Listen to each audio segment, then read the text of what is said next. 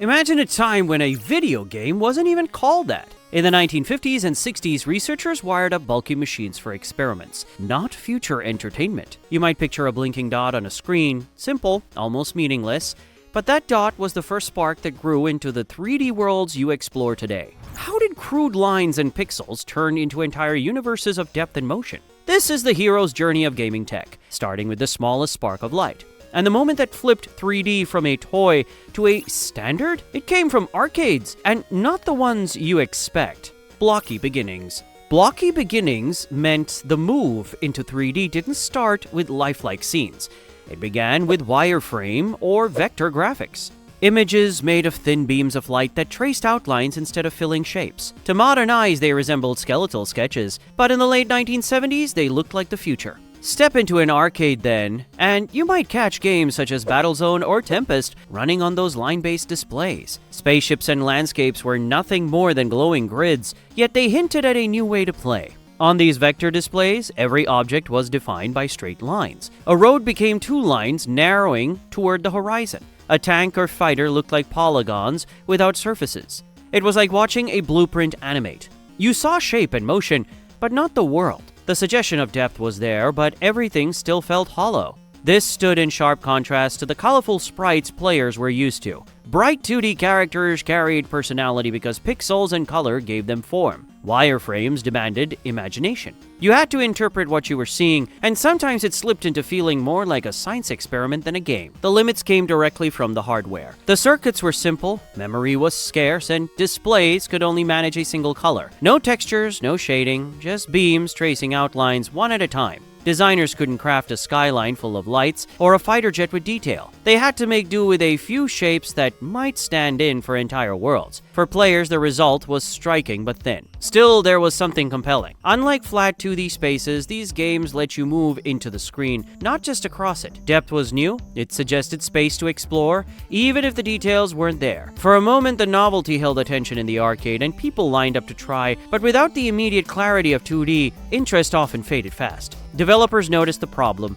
Fragile line art couldn't compete with action-packed, colorful 2D titles that drew bigger crowds. Glitches broke immersion, cabinets stuttered, and players struggled to connect. So, most teams left 3D experiments behind, treating them as interesting but impractical side projects. And yet those simple wireframes planted a seed. Once you saw a spacecraft rotate or a road receding in perspective, flat sprites suddenly felt limited. The proof was right there.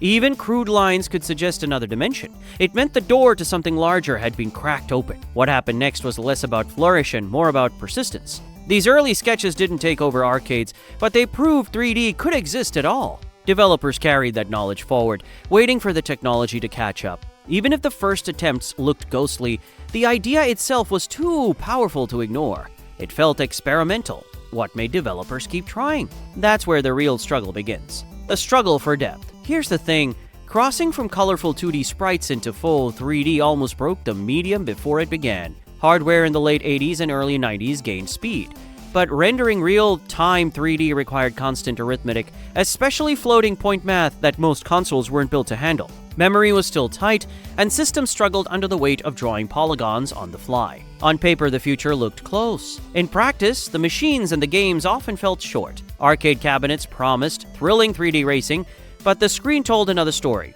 You'd see long stretches of empty perspective with only a road and little else. Performance dropped if the action intensified, making speed feel inconsistent. Instead of immersive tracks, the cars often moved through blank space. On PCs, developers fared no better. Engines simulated corridors and stairs, giving the sense of depth. The trick was mostly 2D maps layered with angled camera work. These were called 2.5D, and while they cleverly faked height and depth like with a parallax or rotating backgrounds, the worlds weren't truly three-dimensional. The illusion exposed itself in motion. Characters moved stiffly against flat geometry, sometimes looking more like boxy mannequins than living figures.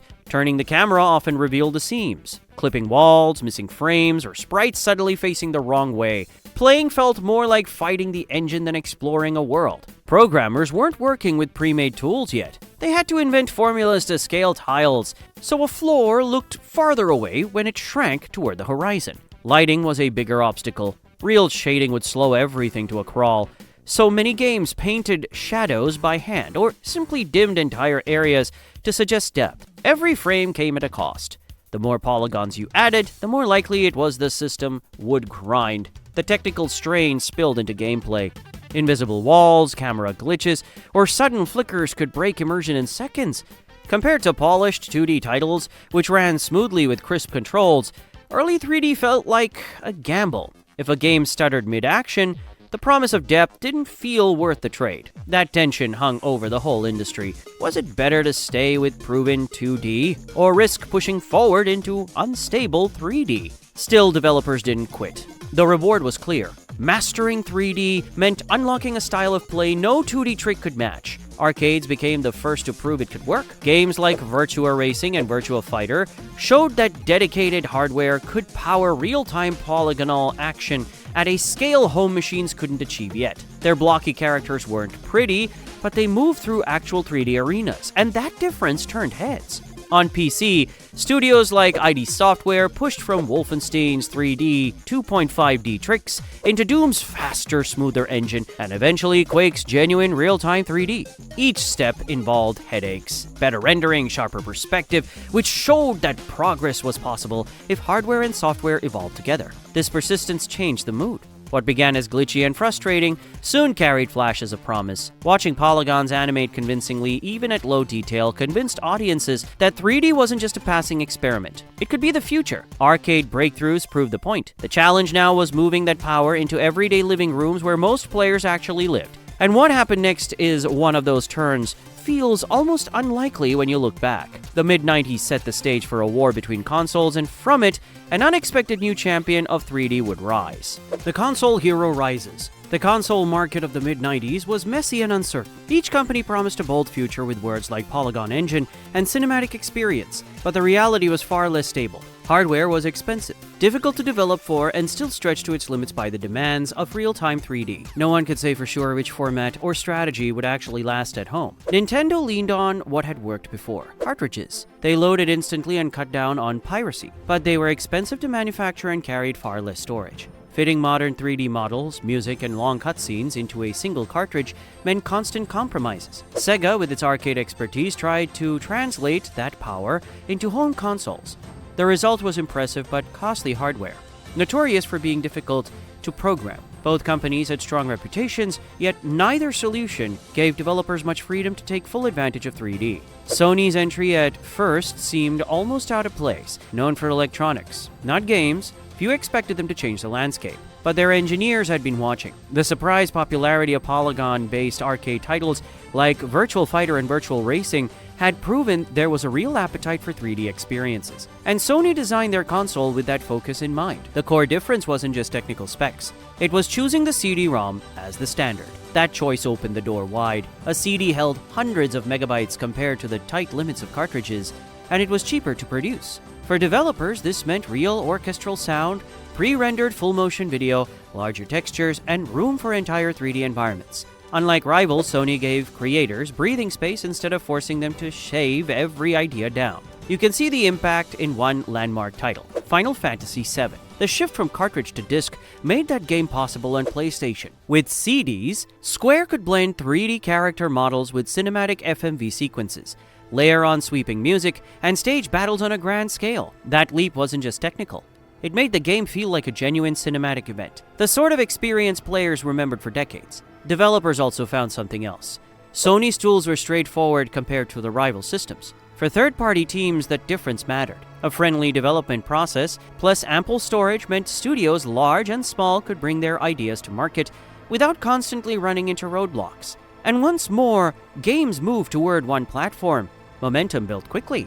Earlier systems forced constant trade-offs. Cityscapes reduced to a few streets, animations cut short, texture maps shrunk to the bare minimum. On PlayStation, those trade-offs didn't disappear, but they were easier to manage. For the first time, it felt like the hardware could actually keep pace with the ambitions of the designers. That combination created new genres and reshaped old ones. Survival horror found a home in moody, cinematic settings that relied on ambience as much as mechanics. Role-playing games expanded into multi-disc epics with deeper worlds and longer arcs than ever before. Sports, racing, and fighting games thrived, supported by both raw 3D space and the storage to back it up. The effect was a shift in perspective. 3D no longer seemed fragile or gimmicky. With the PlayStation proving itself in homes around the world, players began to see 3D as the standard rather than the experiment. Developers no longer asked if 3D would work, they asked what new kinds of games it could support. But the real weight of that change wasn't only in how games looked. Once consoles developed full 3D reliably,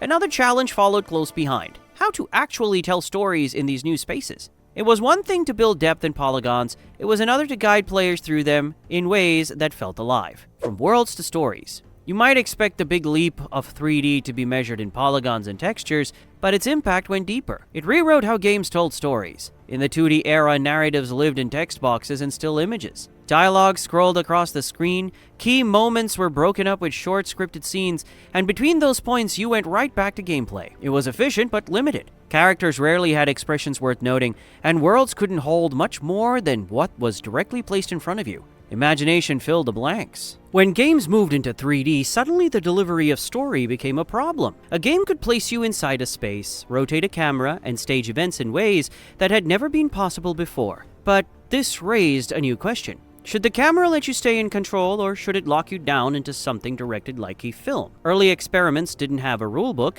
and what once had been lines of dialogue, text turned into a complex puzzle of timing, framing, and presentation. Developers struggled with balance. Too much player control during a scene, and the story beats fell flat. Too little control, and the experience started to feel more like watching a movie than playing a game. The lesson was simple. Too much control killed the drama, while too little stripped away the interaction. And the most successful games learned to mix both. This tension produced a kind of new design grammar for interactive stories. One piece of that grammar was environmental storytelling, using the setting itself to communicate what had happened. A ruined hall or a toppled statue could convey history without needing a single line of dialogue. Another was the directed cutscene, which tightened the camera around a moment so it landed the same way for every player. Voice acting added another dimension, turning plain text into actual performances, making characters feel like individuals rather than abstractions. Not all players agreed on whether these additions worked. For some, cinematic cutscenes and voice performances elevated games into something richer, a form of expression that books or films could not match. For others, clumsy animation, awkward line reads, or stiff camera angles just underlined the limits of the medium. A dramatic moment could collapse if faces froze into blank stares, or if a camera panned through a wall by accident. Enthusiasm was there, but the execution was fragile. Iteration made things better. Developers learned to keep pacing in mind, easing the snap between gameplay and cinematic scenes. Dialogue was rehearsed more carefully, so it felt natural instead of flat. Stories began to breathe within the strengths of 3D instead of fighting against its limitations. One milestone example was Metal Gear Solid, which showed how cinematic direction and interactive play could live together. Carefully staged cutscenes built drama, and then control was returned without breaking immersion. It proved that players could accept and even embrace a game that straddled the line between film and play. Through these lessons, 3D became more than surface-level spectacle. It turned into a foundation of mood and atmosphere. Fear could live in narrow hallways, tension in sudden silences, scale in a camera pulling back across massive environments. You were no longer simply guiding a sprite across a screen. You were standing inside spaces where choices and arcs unfolded before your eye. Games could feel paced, like cinema, but shaped by your own actions. And that was a turning point. The experiments of early 3D story design seeded genres that depend on narrative immersion. Cutscenes, voiced characters, and visual environments became standard tools of the medium. If today's open worlds or virtual reality adventures feel natural to you, it's because those questions of perspective, story flow, and environment were hammered out first in that era of experimentation. Which games used the grammar best? And how did it shape entire genres? To answer that, we need to look at how 3D itself matured, not through steady progress, but through cycles of failure and recovery that secured its place at the heart of modern gaming. From shaky wireframes to clumsy polygons, early 3D looked fragile and unfinished. Then came the turning points: arcade polygons, proving speed, the PlayStation CDs unlocking scale, and PC engines pushing true real-time 3D. Together they reshaped games into the worlds and stories we expect today, immersive spaces, complex narratives, even entire online ecosystems. Those clumsy beginnings failed forward, and that failure is how we got here. Tell me in the comments, what was the first 3D game that blew your mind? If you like deep dives, hit like and keep watching, and subscribe for more deep gaming history.